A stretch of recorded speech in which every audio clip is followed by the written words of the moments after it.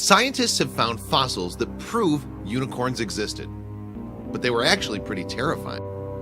Millions of children all over the world have grown up with tales of unicorns, with their imaginations fed by the pretty creatures in movies like Legend and the Harry Potter franchise, not to mention My Little Pony. However, the real animals behind the unicorn myths are more likely to give kids nightmares than sweet dreams.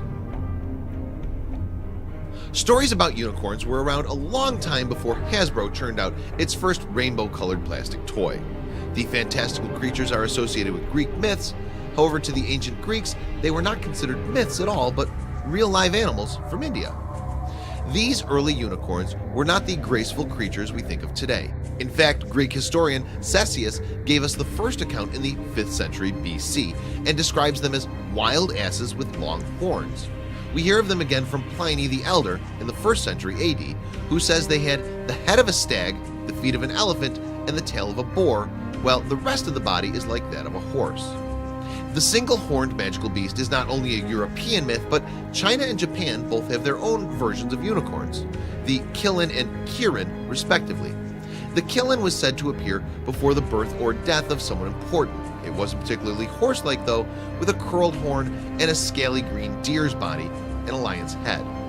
Some people believe the Bible contains references to unicorns, although most scholars say this is actually a mistranslation of the Hebrew word Re'em. These creatures are mentioned 9 times in the Bible, where they're symbols of strength, but the word most likely refers to an ancient variety of ox.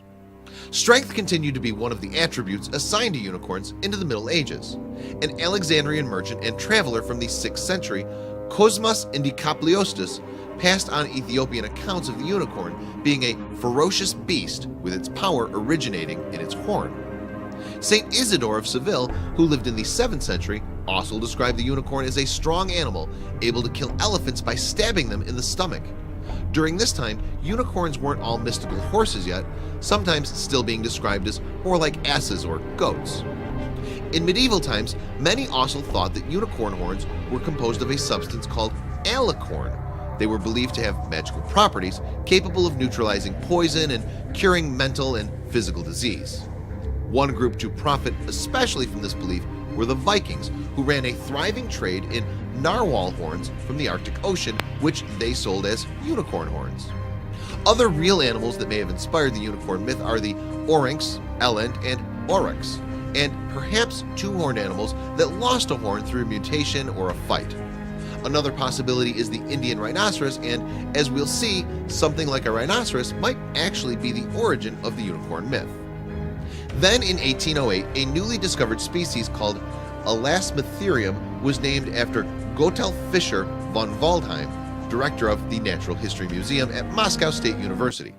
Previously, the Elasmotherium had only been identified by fossils and was believed to have been extinct for 350,000 years.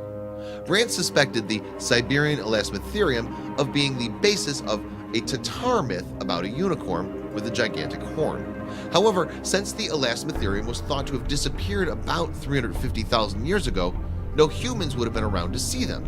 Then in March of last year, the skull of an Elasmotherium was unearthed in Kazakhstan, putting the date of extinction much later, only 29,000 years ago.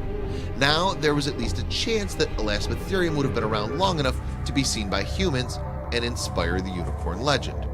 Unfortunately, for those who like to think of unicorns as the graceful white-haired horses that feature on posters, usually with a rainbow in the background, the Elasmotherium was not quite so dainty.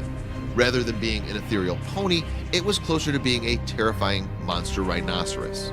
The Siberian Elasmotherium would have been an intimidating sight, standing around 6 or 7 feet tall and 15 feet long, most likely covered in fur like a mammoth. These mighty animals weighed 4.5 tons. No definite size has yet been given for the horn, but it may have been up to 6 inches long. As its name suggests, the Siberian Elasmotherium roamed western Siberia. They were also to be found in southwestern Russia and further south into Eastern Europe.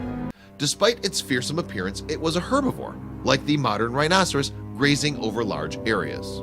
Most likely, the south of western Siberia was a refugium where this rhino preserved the longest in comparison with the rest of its range, paleontologist Andy Svansky told Phys.org.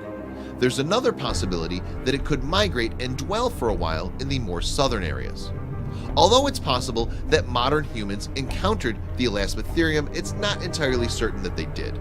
Some, like cryptocologist Willie Ley, suspect that stories about the species have survived from the prehistoric era, but some accounts, like that of 10th century traveler Ibn Fadlan, seem to describe the giant rhinoceros too accurately to be merely retelling a myth. Unicorns that look a bit more like Elasmotherium than the Western version are found in stories from those regions where the animal once lived.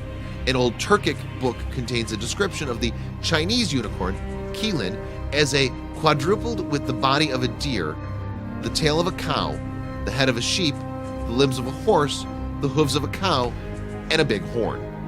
So when did unicorns really die out? Nobody knows yet, as new evidence is still being discovered. One theory based on a fossilized Siberian Elasmotherium skull is that they died from a meteor impact. Alternatively, they may have been victims of environmental change. Researchers are still working on an answer. 19th century scientists speculated that the Elasmotherium must have had a single horn. The whole analogy with the rhinoceros points with the greatest certainty to the previous existence of a horn, wrote Russian zoologist Alexander Brandt, which, to judge from the size of the blood vessels once encircling the base, must have possessed enormous dimensions.